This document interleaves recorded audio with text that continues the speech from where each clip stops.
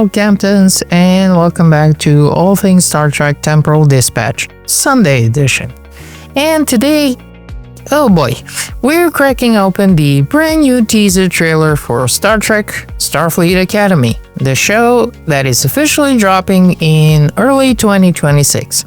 I would presume the first 3 months of 2026, and Paramount has finally given us our first look.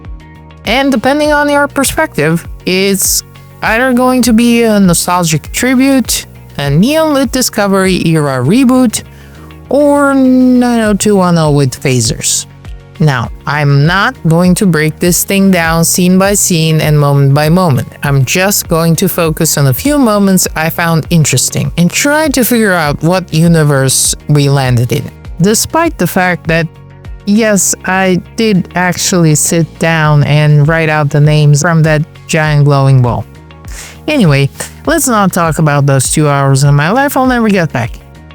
So, if you like what I'm doing here, please consider subscribing, liking, sharing, and pass this to a fellow Trekkie who's also trying to figure out if I actually saw Paul Giamatti whistling at the end or if I just hallucinated it.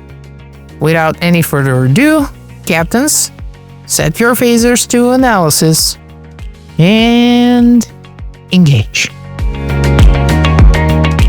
Now, right from the start, we get a long shot of San Francisco, the iconic Golden Gate Bridge holding strong like it always does. Except now it's floating traffic, orbiting stations, and a campus that feels like something out of the Minority Report.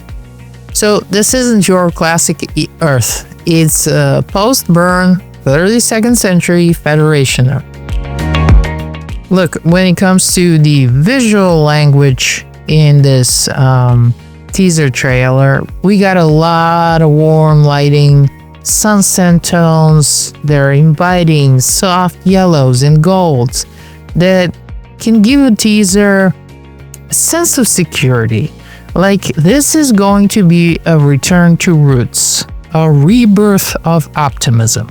But then the Discovery-verse aesthetic kicks in, and we're talking slick corridors, blue glow lighting, sterile rooms with design-by-committee symmetry. And if you weren't already bracing yourself, buckle up. One of the standout shots at the beginning, of course, the James T. Kirk Pavilion. That's right, good old James T. gets his name in Ceremonial Hall. Probably a place for speeches, simulations, maybe even graduation. And it's a nice nod. I want to give credit where credit is due. Legacy iconography when it's used right. In fact, this whole trailer is littered with legacy nods. But whether they serve the story or are there to win points, that's still up for debate. Now, let's talk about that goddamn wall. It's a massive visual set piece filled with names that longtime fans will instantly recognize, like McCoy, Uhura, Spock. We also got Lieutenant Junior Grade Wesley Crusher. Wonder how that turned out. We got some lower decks callouts like Captain Carol Freeman, Commander Beckett Mariner, and we also got Captain 709. Because of course she made the list. It's nice seeing her name in gold. But man, imagine if we were watching a trailer for Star Trek Legacy instead of whatever this was. I don't know, just a thought. We also got names like Jeremy Lorca. And yes, boys and girls, captains and admirals, we also got Admiral Harry Kim. We did it, folks! The man who spent 7 years as an ensign finally got his flowers. Even if it took 800 years and a golden LED wall to make it happen. The wall also includes real-world production names like Tawny Newsome, Kristen Beyer, Alex Taub, which makes the whole thing feel a little meta. Look, it's really cool if you really like insider baseball, maybe odd if you're looking for immersion. Now here's the thing, I'll be straight with you. This show might not be for me. When the trailer first started, I was like, okay, this is nice. The music was restrained, beautiful.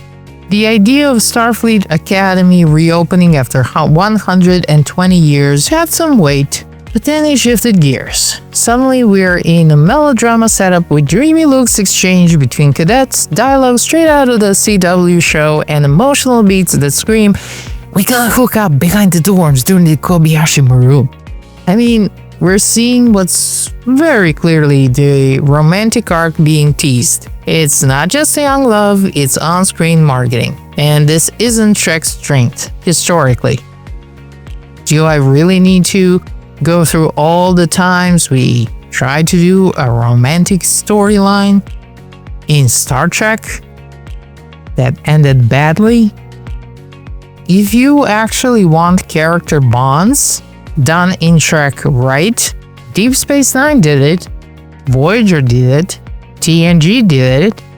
I mean, for God's sakes, TOS did it. This feels kinda, I don't know, forced. And then there's this final moment. And I really have to play this one.